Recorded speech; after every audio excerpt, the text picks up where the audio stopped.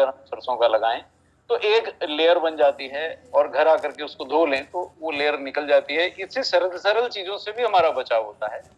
तो मतलब पहला कदम जो ये वायरस उठा रहा है या कोई भी अन्य वायरस जो श्वास के रास्ते से आता है, वो ये है कि हमारी नाक की, गले की कोशिकाओं से चिपक जाना, झिल्ली से चिपक जाना।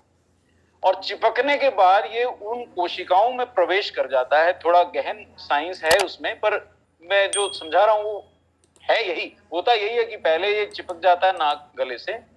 तो अगर आप मास्क पहनते तो क्या होता है, मास्क पहनने से ये होता है कि हवा में रहने पर भी वो सरलता से आपके नाक गले में प्रवेश नहीं कर पाता, और बहुत कम मात्रा में अगर अंदर आएगा तो आपका शरीर संभाल लेगा, ज्यादा मात्रा में आएगा तो तकलीफ होती है, इसलिए मास्क पहनना है। अब मास्क से ना तो न्यूट्रीचार्ज का कुछ लेना है ना आरसीएम का, पर आप मास्क अगर लगाएंगे तो वायरस आपके नाक के अंदर प्रवेश नहीं कर पाएगा, गले में प्रवेश नहीं कर पाएगा, तो आप बचे रहेंगे। भले रोगी के सामने भी एक बार पड़ गए अगर आप, तो अच्छे से मास्क अगर लगाया है आपने तो बचे रहेंगे। अच्छा, वायरस अगर प्रवेश कर ही गया तो फिर उसके बाद क्या करता है, तो ये आपके नाक और गले में चिपक जाता है, और फिर वहां से आपके शरीर की कोशिकाओं में कुछ अपने क्रियाकलापों से प्रवेश कर जाता है।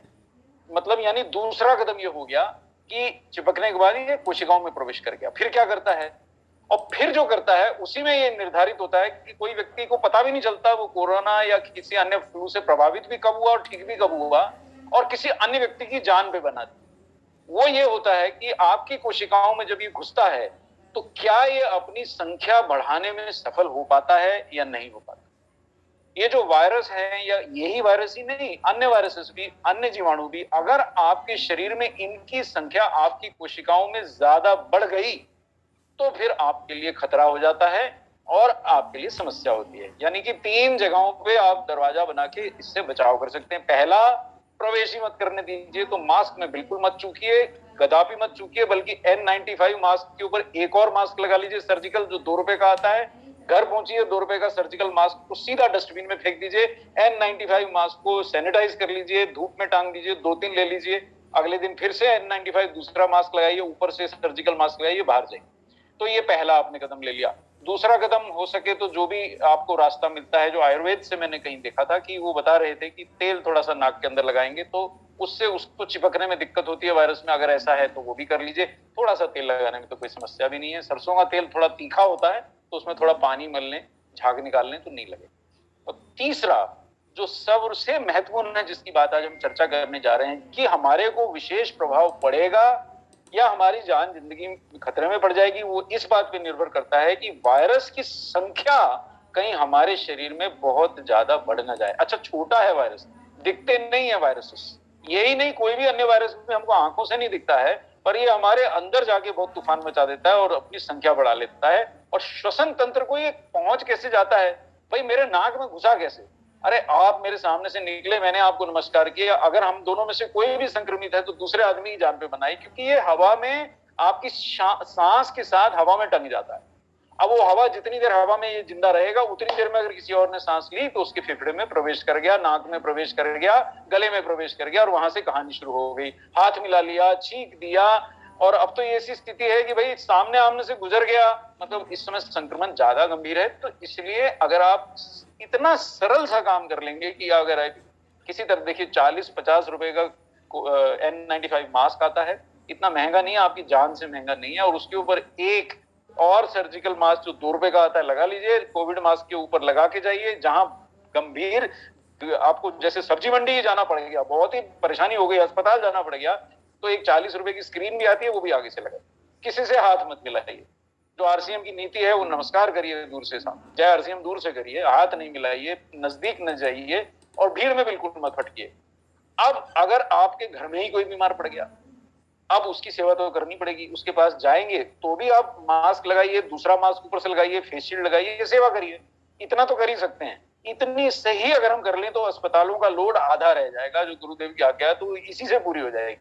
अभी प्रोडक्ट तक तो हम पहुंचे ही नहीं, अभी तो हम आगे की जानकारी तो पहुंचे ही। अब दूसरा महत्वपूर्ण बात जो आज बताने जा रहा हूं कि एक बार वायरस शरीर में प्रवेश कर गया तो जिंदगी खतरे में पड़ेगी या आपको असर ही नहीं पड़ेगा। देखिए, मेरे को ऐसा जान पड़ता है कि बहुत से लोग आप जैसे कितने ही संक्रमितों के संपर्क में आए होंगे, मैं भी आता हूं, मतलब मैं तो दवा उद्योग में काम करता हूं, तो आसपास घिरा रहता हूं ऐसे लोगों से जो डॉक्टरों से रोज मिलते हैं, मरीजों से रोज मिलते हैं, दवा दवा के अफसर हैं, दवा कंपनियों के अफसर हैं, उनके उनके रिप्रेजेंटेटिव हैं, उनके मैनेजर हैं। तो कई बार ऐसा मौका हुआ कि वो मेरे साथ चाय पी के गया और तीसरे दिन पता लगा वो तो कोविड से संक्रमित हो गया, अस्पताल में भर्ती है। कई बार ऐसा मौका हुआ कि बगल में बैठ करके कुछ चर्चा करके गए, बिल्कुल जैसे अगल बगल में बैठ के चर्चा करके गए, और 2 दिन बाद उनका ऑफिस बंद देख करके आशंका से फोन करके पूछा, बोले हाँ जी संक्रमित हो गए, घर में सब संक्रमित। तो फिर ऐसी क्या चीज है जो आपकी रक्षा कर सकती है? मास्क आपने लगाया, भला उससे 70-80% आपकी प्रोटेक्शन हो गई, लेकिन 20% तो फिर भी घुस सकता है ना, सांस तो लेंगे ही ना। अच्छा, साथ में बैठ के चाय कॉफी पी तो मास्क उतारना पड़ ही गया, तो उस समय क्या होगा? एक शब्द आज आप याद करके उठिए जो आपका जीवन बचा सकता है, उसको इम्यूनिटी कहते हैं। अगर आपके शरीर की इम्यूनिटी अगर कम है, फिर आपकी जान खतरे में आ सकती है, या और कुछ भी नहीं हुआ तो वायरस आपके शरीर को गंभीर क्षति कर सकता है। इस बार जो फैला है, तो सुनता हूं आंखों के ऊपर, अन्य अंगों के ऊपर भी ये दुष्प्रभाव कर रहा है, और काफी मुश्किल हो रहा है हमारे स्वास्थ्य चिकित्सकों के लिए अब इन सब रोगियों को संभालना। तो वायरस, अगर इम्यूनिटी कम होगी आपकी, तो शरीर आपका उससे लड़ नहीं पाएगा। ये महत्वपूर्ण बात आपको याद रखना है। इम्यूनिटी कब कम होती है ना, अब ये बहुत महत्वपूर्ण जानकारी है। पहला चरण समाप्त हो गया, मास्क लगाइए, घुसना ही मत दीजिए। अब दूसरा चरण, घुस आया आपके किले में, अब आपकी आंतरिक सुरक्षा कितनी मजबूत है, उसको कैसे सुरक्षा कर सकते हैं? बहुत सरल कदमों से कर सकते हैं। पहला, संतुलित आहार लीजिए, क्योंकि हमारे आहार में प्रोटीन नहीं है। अभी दाल नहीं खाते हैं तो इन दिनों जरूर खाइए, बदल बदल के खाइए। अभी विटामिन मिनरल का सेवन नहीं है तो जितने प्रकार के फल मिलते हैं जरूर खाइए। ना खा सकें तो सप्लीमेंट खाइए। इस समय, ये वो समय नहीं है ये सोच विचार करने का कि विटामिन मिनरल नहीं भी मिले तो क्या हो गया, मैं तो घर का अच्छा खाना खाता हूं। जी नहीं, इस समय अगर आपके शरीर में विटामिन मिनरल या प्रोटीन की कमी रह गई तो इम्यूनिटी यानी आपकी सुरक्षा, आंतरिक सुरक्षा प्रणाली काम नहीं करेगी।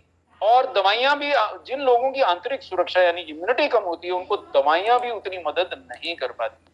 जैसे एक सक्षम व्यक्ति फिसल के गिर पड़ा, दूसरा व्यक्ति उसको जरा सा सहारा देगा, वो उठ के खड़ा हो जाएगा क्योंकि अंदर से बलिष्ठ है, थोड़ा लड़खड़ा के गिर गया है। लेकिन एक कमजोर व्यक्ति गिर गया, उसको उठाने लगे तो उससे उठा ही नहीं जा रहा है, मतलब उसको बिल्कुल 2 जन मिलकर उठाए तो नहीं उठा पा रहा है, क्योंकि उसके अंदर शक्ति ही नहीं थी। गिर गया तो और उठना मुश्किल है। ये है इम्यूनिटी का अंतर। और इतनी सी सरल बात अपना जीवन बचा सकती है कि क्या मेरे शरीर में पर्याप्त प्रोटीन, पर्याप्त विटामिन, पर्याप्त मिनरल हैं? क्या आज मैंने दाल खाई है? क्या आज मैंने फल खाए हैं? क्या आज मैंने दूध का सेवन किया है? ये छोटी छोटी बातें निर्धारित कर सकती हैं क्या आप बच के सक्षम सुरक्षित घर लौटेंगे या घर में रोग को साथ लेके लौटेंगे। बहुत बड़ा अंतर है दोस्तों। तो अगर आपको भरोसा अभी नहीं आ रहा है और अभी आप रिस्क नहीं लेना चाहते हैं, तो कोई सा भी अच्छी उत्तम गुणवत्ता का प्रोटीन, विटामिन और मिनरल का सप्लीमेंट लें। आप आरसीएम के मेंबर हैं, नहीं हैं, आरसीएम का प्रोडक्ट लेते हैं, नहीं लेते हैं, अगर पर्याप्त प्रोटीन लेंगे तो एंटीबॉडीज बनेंगे। एंटीबॉडीज क्या होते हैं? वो हमारे शरीर में जो सफेद रक्त कोशिकाएं हैं, जब पहचान जाती हैं कि ये शरीर को कौन तंग कर रहा है, अच्छा ये तंग कर रहा है, तो उसके विरुद्ध एक एकदम तैयार सैनिक बना देती हैं वो एंटीबॉडीज। लेकिन ये बिना प्रोटीन के नहीं बन सकते। मतलब अगर 2 व्यक्ति हैं, दोनों को संक्रमण ने प्रभावित किया, एक के शरीर में प्रोटीन की कमी से एंटीबॉडी नहीं थे, तो वो अस्पताल पहुंचेगा और वहां पे भी जाकर के वो डॉक्टरों को तंग करेगा, उसकी हालत ज्यादा बिगड़ेगी। अगर आपके शरीर में पर्याप्त मिनरल, विटामिन, फाइबर और प्रोटीन है और कई बार बहुत सस्ते दामों पे उपलब्ध हैं ये सब चीजें, तो आप समझ लीजिए 60-70% तो मास्क ने आपकी रक्षा कर ली। और अगर आपने इतना सा कदम उठा लिया, कोई दवाई खाने को नहीं कह रहा हूं मैं, संतुलित आहार खाइए, दालें खाइए, दूध पीजिए, फल खाइए, सब्जियां खाइए, हरी धो के खाइए, और अगर हो सके तो विटामिन मिनरल का सप्लीमेंट और साथ में प्रोटीन खाइए, आपने अपनी 80% सुरक्षा कर ली। आप शायद फिर अस्पताल जाने की जरूरत ना पड़े। किन लोगों को इम्यूनिटी कम होती है, इन लोगों को विशेषतः बचाना है। ये पॉइंट नोट किया जाए। जिनकी उम्र ज्यादा है, जो किसी भी वजह से शारीरिक या मानसिक तनाव में रहते हैं, बहुत ज्यादा काम का बोझ है या बहुत ज्यादा तनाव है, जो सिगरेट पीते हैं, इन दिनों आपसे विनम्र निवेदन है, सिगरेट का, धूम्रपान का सेवन छोड़ दें। शराब पीते हैं तो ये दिन मजे लेने के नहीं है, छोड़ दीजिए। पूरी तरह नहीं सोते हैं तो भरपूर सोइए, अपनी इम्यूनिटी मत घटने दीजिए। और अगर आपके परिवार में कोई शराब, सिगरेट या तनाव वाला व्यक्ति है तो उसका विशेष ध्यान आपको रखना है, उसकी इम्यूनिटी कम है। और भी बता दे रहा हूं, जिन लोगों को डायबिटीज है, जिन लोगों को ब्लड प्रेशर है और जिन लोगों को हृदय रोग है, और एक चीज जो यहां नहीं लिखी, जिन लोगों को दमा है, मैं रिपीट कर दे रहा हूं, जिन लोगों को डायबिटीज है, जिन लोगों को हाई ब्लड प्रेशर है, जिन लोगों को दमा है, जिन लोगों को, और जिन लोगों को हृदय रोग है, वो कृपया इस समय मान के ही चलिए कि आपकी जान खतरे में है। कोई आप रिस्क बिल्कुल मत लीजिए। आपकी जगह अगर कोई और व्यक्ति घर की सब्जी खरीदने गेट के बाहर जाता है तो बेहतर है। आपकी जगह अगर कोई और बाहर का काम निपटाता है तो बेहतर है। डायबिटिक व्यक्ति की विशेषता सुरक्षा कीजिए, क्योंकि ऐसे ही लोगों में अक्सर रोग देखते ही देखते सामने सामने, परसों संक्रमित हुए, 4 दिन बाद तो भयंकर हो गया रोग, संभलने में ही नहीं आ रहा। ये बड़े सरल बातें बता रहा हूं, इसका ना आरसीएम से ना न्यूट्रीचार्ज से कोई संबंध है, पर आप इनको ध्यान रखिए। ज्यादातर एंटीबायोटिक, एक का दुक्का कोई एंटीबायोटिक ऐसा है जो थोड़ा वायरस को फैलने से रोकथाम में मदद करता है, नहीं तो 99% एंटीबायोटिक वायरस पे कोई असर नहीं करते। तो आप सोचते हैं कि अरे मैं पिछली बार पेट खराब हुआ था, ये कैप्सूल दिया था, डॉक्टर ने रखा है, अब की बार गला खराब हुआ वही खा लेता हूं। ऐसी बेवकूफी नहीं कीजिएगा, क्योंकि आप नहीं जानते हैं कि कौन सी दवा काम करेगी। सामान्य एंटीबायोटिक जो शायद आपने घर में पटक रखे हैं कि सर्दी जुकाम होता है, एंटीबायोटिक खा लेता हूं ठीक हो जाता है, वो इस बार असर नहीं करेंगे। संतुलित आहार लेना है और किसी भी रास्ते से अपने शरीर में प्रोटीन, विटामिन, मिनरल की पूर्ति करना। मैं इस स्लाइड पे एक क्षण बिताऊंगा और जो कदम साहब ने मुझे बोला है, जो मेरे को छाबड़ा सर ने बोला है, उसकी अपना दायित्व निभाऊंगा। देखिए क्या है, मैं आपको कुछ सूचनाएं बता दूं। ये जो जिंक है, इस मिनरल का डॉक्टरी खोज हुई है, ये हमारी आत्मरक्षा यानी इम्यूनिटी के लिए अत्यंत जरूरी मिनरल है। आपको कोई बहुत बड़ी मात्रा में नहीं चाहिए, जितना भारत सरकार ने, जितना आईसीएमआर ने आरडीए निर्धारित किया है 10-12 मिलीग्राम होता है केवल। महिलाओं में 10 मिलीग्राम है शायद, और पुरुषों में 12 मिलीग्राम। आरडीए जितना जिंक अगर आपको मिल गया प्रतिदिन, तो आपने और 5% अपनी सुरक्षा कर ली। जिंक बहुत बेहतरीन उपयोग में आया है, और आप देखेंगे किसी भी व्यक्ति का कोविड का प्रिस्क्रिप्शन देखेंगे, अगर आपको समझ आती है, दवाई की कुछ समझ है, तो उसमें जिंक का सप्लीमेंट जरूर लिखा गया है। तो आप इंतजार क्यों करना चाहते हैं कि बीमार गिरेंगे, डॉक्टर लिखेगा तो खाएंगे? जिंक का आरडीए है, इसका मतलब यही है कि हर स्वस्थ व्यक्ति को जिंक मिलना चाहिए। अब अगर आप चांस नहीं लेना चाहते और ये समय रिस्क लेने का है भी नहीं कि जिंक पर्याप्त है कि नहीं, तो कोई जिंक का सप्लीमेंट अगर आप, जिसमें आरडीए देखिए अत्यधिक नहीं चाहिए, ज्यादा नहीं चाहिए। आरडीए का मतलब यह है कि सुरक्षित मात्रा, आवश्यक मात्रा में जिंक आपको इसमें मिलना चाहिए। दूसरा अत्यंत महत्वपूर्ण विटामिन जो इस समय है, वो यहां दिख तो नहीं रहा है पर मैं बोल देता हूं, वो है विटामिन सी। विटामिन सी पानी में घुलनशील होता है और बहुत ताकतवर इम्यूनिटी बूस्टर है जिंक की तरह। इसका भी वायरसेस से बचाव में, श्वसन रोगों से बचाव में इसका योगदान है। तो सरल तरीका यह है कि दिन में 5-6 नींबू का रस निकाल के पीजिए। और अगर आप इतना बार बार नहीं कर पाते, घर के सब लोगों को नहीं कर पाते, तो कोई जिंक और विटामिन सी का सप्लीमेंट अगर आप लेते रहे तो बहुत बेहतर है। और इस चीज का आप चांस नहीं ले सकते। ये वैसा नहीं है कि आज टिकट चेक करने आएगा तो आज ट्रेन का टिकट नहीं लेता हूं, और जिस दिन आपने ट्रेन का टिकट नहीं लिया होता उस दिन पूरे 10 टिकट चेकर ट्रेन में चढ़ जाते हैं। जिस दिन आपसे चूका, उसी दिन अगर आप संक्रमित व्यक्ति के संपर्क में आए और आपकी इम्यूनिटी घटी हुई मिली, तो वायरस मजे से खुश हो जाएगा कि आज तो बैंक की तिजोरी खुली हुई है, मैं तो इसके अंदर जाके धूमधाम से लूटपाट मचाऊंगा। तो कम से कम अगले 6 महीने तक कोई भी व्यक्ति जो इस समय ये लेक्चर दिख रहा है, अपने शरीर में मिनरल्स, विटामिन की कमी ना होने दीजिए। संतुलित आहार से लेके बचिए, फल सब्जियां भरपूर मात्रा में खाइए, सलाद खाइए, और साथ में अगर कोई जिंक, विटामिन सी वाला सप्लीमेंट ले सकते हैं। आरसीएम भी आपको बेहतरीन देता है, अन्य कंपनियां भी देती होंगी, लेंगे तो बहुत बेहतर रहेगा। एक बात और बता दूं, ये जो यहाँ प्रोटीन दिख रहा है, ये प्रोटीन भी हमारी इम्यूनिटी का बहुत महत्वपूर्ण अंग है। प्रोटीन नहीं लिया तो जो भी मैं आज आपको जड़ियां बताने वाला हूं जो काम करती हैं, वो भी आपके शरीर में काम नहीं करेंगी, आपकी इम्यूनिटी नहीं बढ़ेगी। तो कम से कम अगले 3-4 महीने तक, जब तक ये संक्रमण विशेषता फैला है, हो सके तो आहार में प्रोटीन लीजिए, भले दूध से लीजिए, दालों से लीजिए और किसी भी अन्य सोयाबीन बड़ियों से लीजिए, लेकिन पर्याप्त मात्रा में भारतीय आहार में प्रोटीन तो नहीं है। ज्यादा खा के भी हमसे होता नहीं है, ज्यादा खा लेते हैं तो हमसे पचता नहीं है। इसलिए कम से कम 3-4-5-6 महीने जो अगले हैं, कम से कम इस समय अपनी सुरक्षा के लिए अगर कोई प्रोटीन सप्लीमेंट ले लें और वो बेहतरीन हो, धोखेबाजी ना हो, अच्छी कंपनी का हो, आरसीएम का हो या किसी अन्य अच्छी कंपनी का। आरसीएम का तो विश्व स्तरीय प्रोटीन है, नहीं तो कोई भी अच्छी कंपनी का प्रोटीन लीजिए तो आपकी सुरक्षा बनी रहेगी। सारे मिनरल और विटामिन आपके शरीर में पर्याप्त रहने चाहिए, इसलिए कोई मिनरल विटामिन सप्लीमेंट लीजिए, सुरक्षा बनी रहेगी। आपकी 70, 80, 90% तक सुरक्षा हो गई।